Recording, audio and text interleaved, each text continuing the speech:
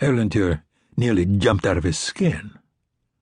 Panicking for an instant, he backed out of the opening and stumbled away. A moment later, a head popped up, followed by the rest of a man who crawled out of the hole and hunkered down on the grass in front of him. He wore a ragged dark coat, fingerless gloves, a woolly hat, and large rubber galoshes. Erlendur had seen him before in the company of other ReykjavIk drinkers, but didn't know his name. The man said good evening as if he were accustomed to receiving visitors there. From his manner, you would think they had met in the street rather than crawling around in a concrete pipeline. Erlendur introduced himself, and the man replied that his name was Wilhelm. His age was hard to guess, possibly not much over 40, though given the missing front teeth and the thick beard that covered his face, he might have been 10 years older. "Do I know you?" asked the tramp, regarding Erlendur through horn-rimmed glasses.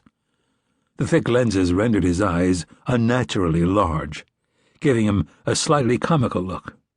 He had an ugly, hacking cough. "No," said Erlendur, his attention drawn to the glasses. "I don't believe so." "Were you looking for me?" asked Wilhelm, coughing again. "Did you want to talk to me?" "No," said Erlendur. "I just happened to be passing. To tell the truth, I didn't expect to find anyone here." "Don't get many passers-by," said Wilhelm. "It's nice and quiet." "You don't have a smoke, do you?" "Sorry, no. May I ask how long you've been living here?" 2 or 3 days, said Wilhelm, without explaining his choice of camp. "Or what is it today?" "Tuesday." "Oh," Wilhelm's cough rattled out again. "Tuesday. Then maybe I've been here a bit longer. It's not bad for the odd night, though it can get a bit nippy. Still, I've known worse." "Do you think your health can cope with it?" "What the hell's that got to do with you?" asked Wilhelm, his body racked by another spasm. "Actually, I'm not here completely by chance," Erlendur continued once the man had recovered. "I used to know a bloke who dossed down here like you. His name was Hannibal." "Hannibal? Oh, yes, I knew him." "He drowned down there in one of the ponds." Erlendur waved towards Kringlumirri. "Ring any bells?" "I remember hearing about it." "Why?" "No reason," said Erlendur. "I suppose it was just an unlucky accident." "Yes, unlucky, all right." "Where did you know him from?" Erlendur took a seat on the concrete casing. "Oh, just around and about, you know. Used to bump into him on my travels. A really good bloke." "You weren't enemies, then?" "Enemies? No. I haven't got any enemies." "Do you know if he had, or if there was anyone who might have wanted to harm him?" Wilhelm stared at Erlendur through the thick lenses. "What do you want to know for?" His shoulders shook with another coughing fit. "No particular reason." "Come on." "No, honest." "You reckon maybe he didn't drown all on his own?"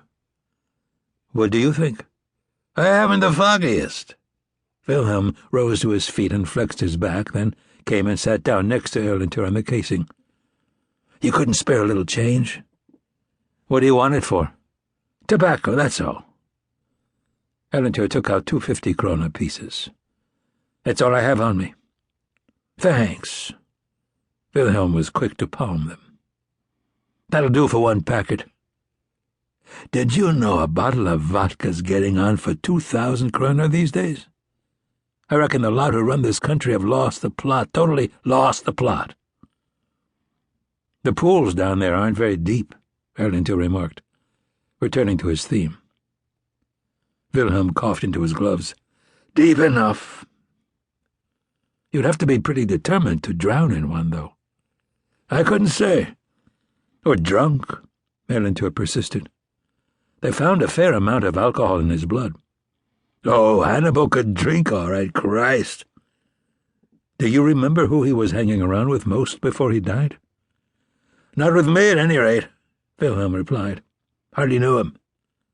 But I spotted him a couple of times at the fever hospital. In fact, that's the last place I saw him. He was trying to get a bed, but they said he was